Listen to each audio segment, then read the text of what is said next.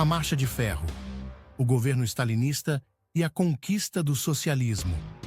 Na vastidão da Rússia, onde os invernos são tão implacáveis quanto a vontade de ferro dos líderes que governam suas terras, a figura de Joseph Stalin erguia-se como um colosso de poder absoluto.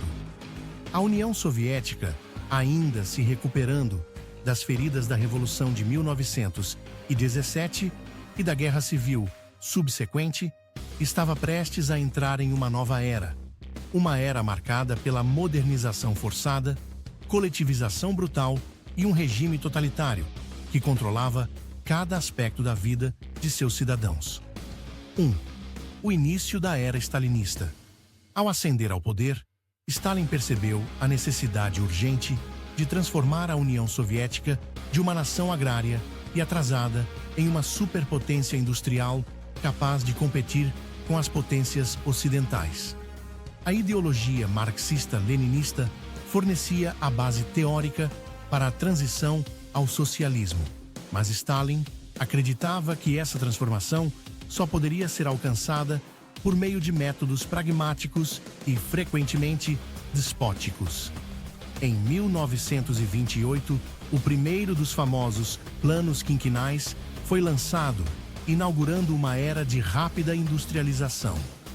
A lógica subjacente aos planos era simples. A produção industrial deveria ser ampliada a qualquer custo e o Estado assumiria o controle total sobre a economia. Para Stalin, isso não era apenas uma questão de economia, era uma questão de sobrevivência nacional e ideológica. Segundo planos quinquenais, o salto para o futuro. Os planos quinquenais eram ambiciosos e rigorosos. O primeiro plano, que durou de 1928 a 1932, focou na construção de grandes usinas siderúrgicas, fábricas de tratores e projetos de infraestrutura monumental, como a barragem de Dnieper. O ritmo frenético de trabalho foi imposto com mão de ferro. Os trabalhadores eram incentivados a superar suas cotas de produção, muitas vezes sob ameaça de punição severa por falhas ou atrasos. A produção de carvão, ferro e aço aumentou significativamente, mas o custo humano foi imenso. Uma sociedade socialista precisa ser moderna. Stalin proclamava em seus discursos: somente com uma indústria forte poderemos construir o comunismo e proteger nossa pátria dos inimigos externos.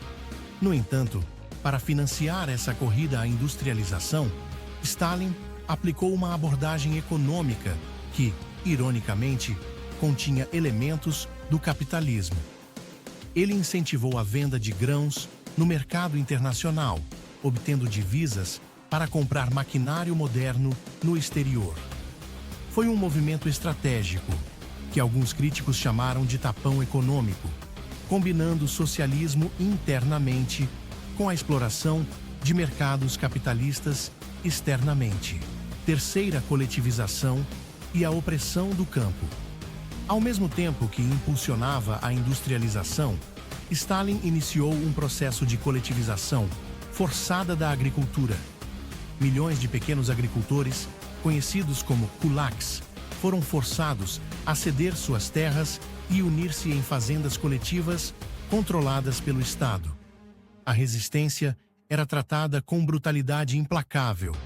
Prisões em massa, deportações para campos de trabalho forçado na Sibéria e execuções sumárias tornaram-se comuns.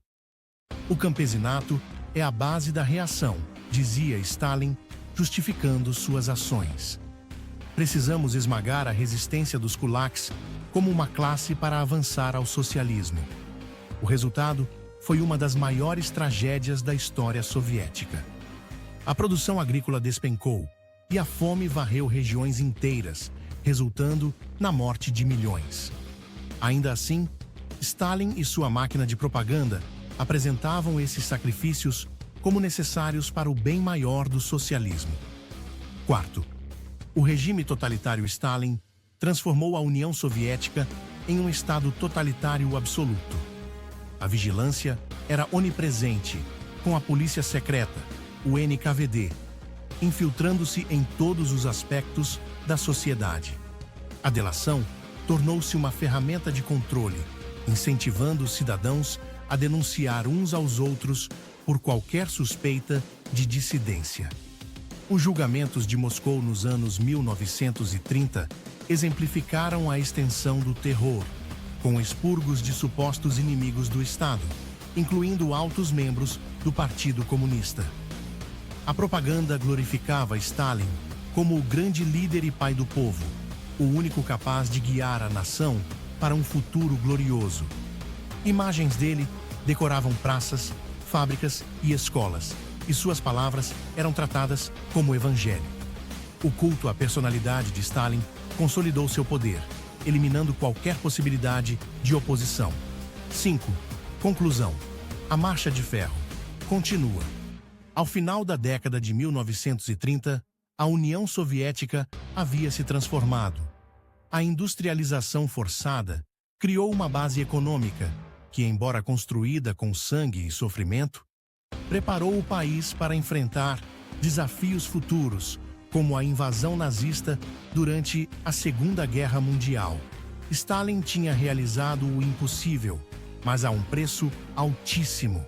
A ideologia socialista tinha sido implementada de maneira que contradizia muitos dos seus princípios originais, utilizando métodos capitalistas e autoritários. Nós construiremos o comunismo nas costas de nossos inimigos, declarava Stalin, seu olhar fixo em um horizonte distante. E o mundo verá a grandeza da nossa união. A história de Stalin é uma de contradições, onde ideologia e pragmatismo colidiram, criando uma nação poderosa, mas também marcada pelo medo e pela repressão. A marcha de ferro do governo stalinista não só moldou a União Soviética, como também deixou uma marca indelével na história mundial.